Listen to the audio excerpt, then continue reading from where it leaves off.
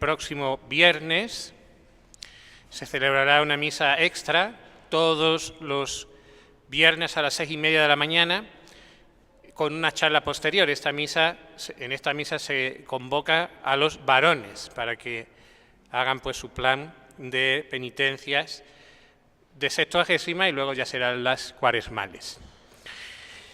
Invitamos a las charlas Dugin Altum los lunes a las 7:30 de la tarde en el Centro Cultural. Mañana se hablará sobre Oscar Wilde y su conversión. La charla la impartirá Jorge Castro. Seguimos invitando a las clases de teología de la vida espiritual, los martes en Jardín Cafeto de Providencia a las 8:15 de la tarde.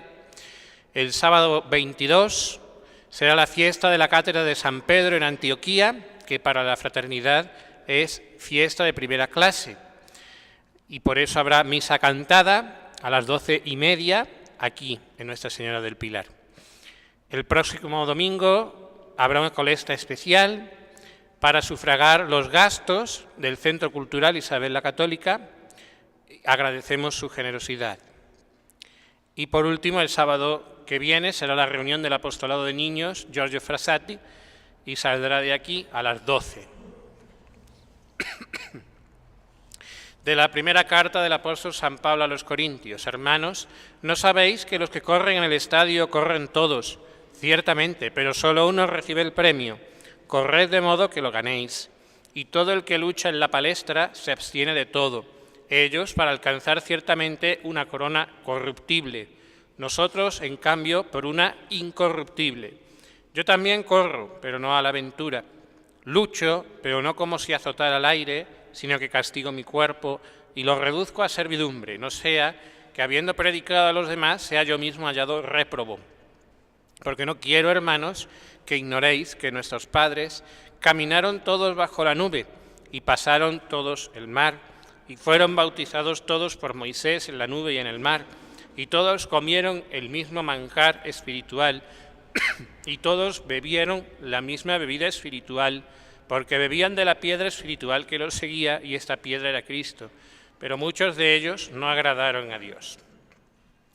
Del Evangelio según San Mateo. En aquel tiempo dijo Jesús a sus discípulos esta parábola: el reino de los cielos es semejante a un padre de familia que salió de madrugada a contratar obreros para su viña. Hecho el convenio con los obreros, por 1 denario al día, les envió a su viña. Y saliendo cerca de la hora tercia, vio a otros que estaban ociosos en la plaza y les dijo: id también vosotros a mi viña y os daré lo que fuere justo. Ellos se fueron y salió de nuevo cerca de las horas sexta y nona e hizo lo mismo. Salió aún cerca de la hora 11 y encontró a otros parados y les dijo: ¿por qué estáis aquí todo el día ociosos? Le dijeron: porque nadie nos ha ajustado. Les dijo: id también vosotros a mi viña. Y cuando llegó la tarde, dijo el dueño de la viña a su mayordomo: llama a los obreros y dales la paga, comenzando desde los últimos hasta los primeros. Cuando se presentaron, pues, los llegados a la 11ª hora, recibieron cada uno 1 denario. Al llegar los primeros creyeron que recibirían más, pero también ellos recibieron cada cual 1 denario. Al recibirlo, murmuraban contra el padre de familia, diciendo: estos postreros solo han trabajado 1 hora y los has igualado a nosotros que hemos llevado la carga y el calor del día. Mas él, respondiendo a uno de ellos, dijo: amigo, no te hago agravio. ¿No conveniste conmigo en 1 denario? Toma lo que es tuyo y vete. Pero quiero dar también a este último lo mismo que a ti. ¿O es que no puedo hacer lo que yo quiera? ¿Acaso es malo tu ojo porque yo soy bueno? Así los últimos serán primeros y los primeros últimos. Porque muchos son los llamados, pero pocos los escogidos. En nombre del Padre, y del Hijo, y del Espíritu Santo. Ave María Purísima.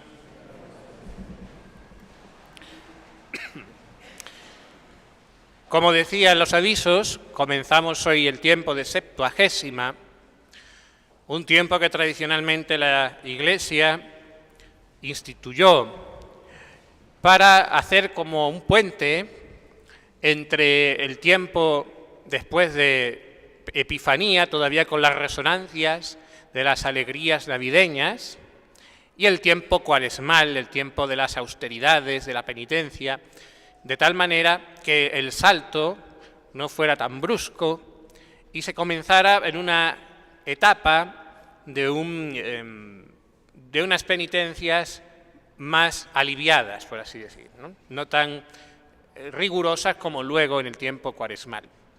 Por eso, en el Evangelio del domingo se nos trae a colación este Evangelio, este fragmento de la viña del Señor, de los trabajadores de la viña, porque se nos invita, precisamente en este tiempo de Sextuagésima, a que trabajemos la viña del Señor. Primero hay que saber a qué nos referimos con el trabajo en la viña. Y hay que hacer una distinción muy clara. Los trabajos que son con fines útiles, honestos, buenos, pero que son fines puramente de este mundo, fines naturales, el trabajo que se hace para sustentarse uno mismo, a la familia, por ejemplo, o cualquier tipo de actividad también de desarrollo humano, lo que sea, hay un montón de posibilidades que se pueden hacer con buenos fines, pero cuyo fin es este mundo, es decir, es el desarrollo puramente humano, el desarrollo de la persona y se acabó, o el mantenimiento de los demás, o lo que sea. Pero luego hay un trabajo que es sobrenatural, que ya lo que hace es mirar al último fin que tenemos, que es Dios mismo, el fin sobrenatural, cumplirla con la voluntad de Dios, por amor de Dios, para alcanzar el denario, la vida eterna, y para dar gloria a Dios. Esos son los dos trabajos.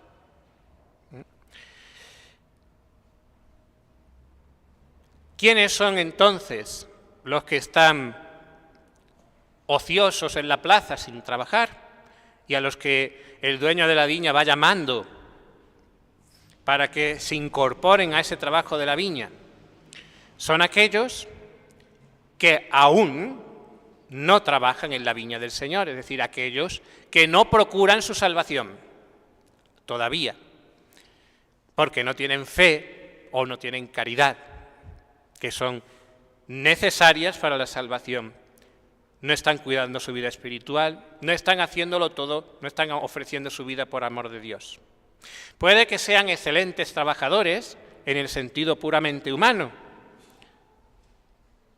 que sean incluso personas maravillosas, pero les falta la fe o les falta la caridad y por lo tanto no trabajan en la viña del Señor y no agradan a Dios.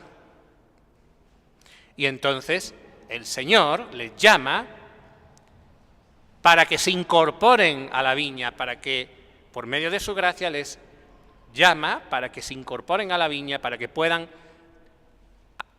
creer en Él, amarle y así trabajar para Él, para su gloria y poder cobrar el denario, la vida eterna. Si solo se quedan para toda la vida en el plano puramente natural, las obras buenas naturales no merecen el cielo, no pueden merecerlo. Ahora bien, respecto a los que trabajan a la viña, en la viña ya, no significa, obviamente, trabajar en la viña del Señor, que abandonemos los trabajos naturales, que nos dediquemos todo el tiempo, al menos en el estado de vida en el que la mayoría está, solamente a la oración y a las obras de apostolado. No, pero sí que todo nuestro trabajo natural se le dé el sentido de la gloria a Dios, se oriente hacia Dios. Por ejemplo, es un bien natural tener hijos, ¿no? Casarse y tener hijos y formar una familia y que esos niños reciban una buena formación humana y sepan ser ciudadanos honrados. Pero eso se sobrenaturaliza y se orienta hacia Dios si esa familia se la educa cristianamente y se la orienta para que toda junta alcance el cielo. Ahí está como, siendo un mismo trabajo natural, se le sobrenaturaliza. se le da el sentido de la vida eterna. Ahora bien, también, y ahora viene aquí el sentido de la Septuagésima, advierte el Señor al final del Evangelio, y también San Pablo lo da a entender en la epístola. Muchos son los llamados, pocos los elegidos.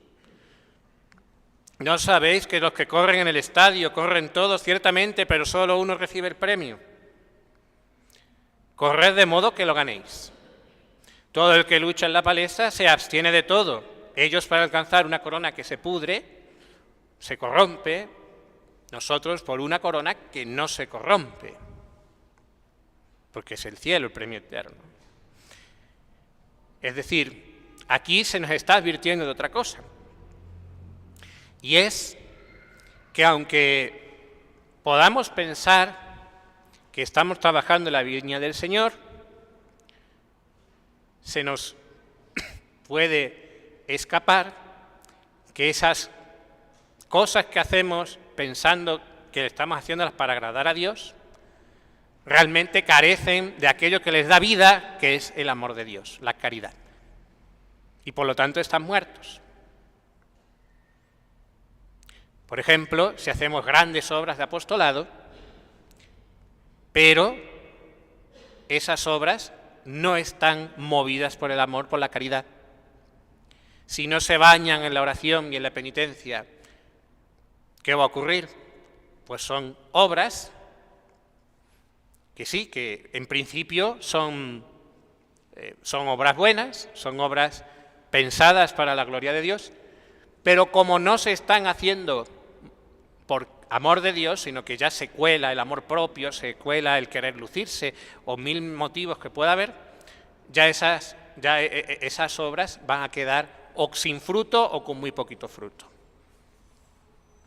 Por eso también advierte San Pablo: no quiero, hermanos, que ignoréis que nuestros padres caminaron todos bajo la nube, pasaron todos todos el mar, fueron bautizados todos por Moisés, está hablando del Éxodo, todos esos recibieron todas esas gracias de Dios, pero no todos agradaron a Dios. Muchos de ellos no agradaron a Dios. ¿Por qué? Porque la vida espiritual languidece, se muere, no se cuida, no se procura la santidad, nos quedamos lacios ahí, y si en la vida espiritual no se avanza, se retrocede.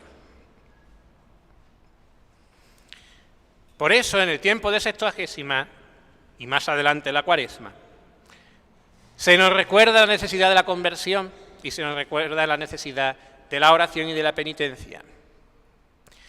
Porque oración, penitencia, sacramentos son los medios por los cuales en nosotros crece el amor de Dios. Y así nuestras obras se bañan en esa caridad y cobran valor ante Dios. El valor de las obras ante Dios no depende tanto de que sean grandes obras, de que sean cosas difíciles de hacer, sino del amor a Dios que se pone, la caridad que las informa. De tal manera que vale más recoger un alfilerito del suelo, pero que se hace por agradar a Dios, por servir a Dios, que levantar un gran hospital, por ejemplo, para los enfermos, pero que se hace, a lo mejor aunque se haga con una buena intención de incluso de agradar a Dios, pero que se corrompe por las glorias humanas. ¿Cuál es la consecuencia de todo eso? Y a lo que nos llama el tiempo de Septuagésima y también el Cuaresma, a ser almas contemplativas, a ser almas que quieran unirse a Dios, que quieran enamorarse de Cristo como locos.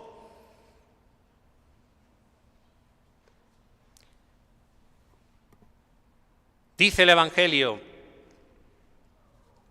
muchos últimos serán primeros y muchos primeros últimos. Y ahora con esta visión lo entendemos, porque ¿qué ocurre? Nosotros con nuestra visión humana nos dejamos deslumbrar por las grandes obras, las cosas espectaculares, las cosas que llaman la atención, cómo luce tal cosa que se ha hecho, qué bonito tal. Pero es Dios quien sabe, quien hace las cosas que hace por amor a Él, por caridad. De tal manera que puede trabajar mucho más en la viña del Señor. Una viejecita perdida en un pueblo que lo que ha hecho a lo largo de su vida ha sido cuidar de su familia, cuidar de sus hijos y sus nietecitos, ignorante, apenas que sabe leer y escribir, pero que ama a Dios con locura y que ha procurado hacer cada cosa en su vida para agradar al Señor y para llevar a sus hijos y a sus nietos a Dios, que a lo mejor pues un obispo que levanta grandes catedrales, pero que lo hace por quedar bien.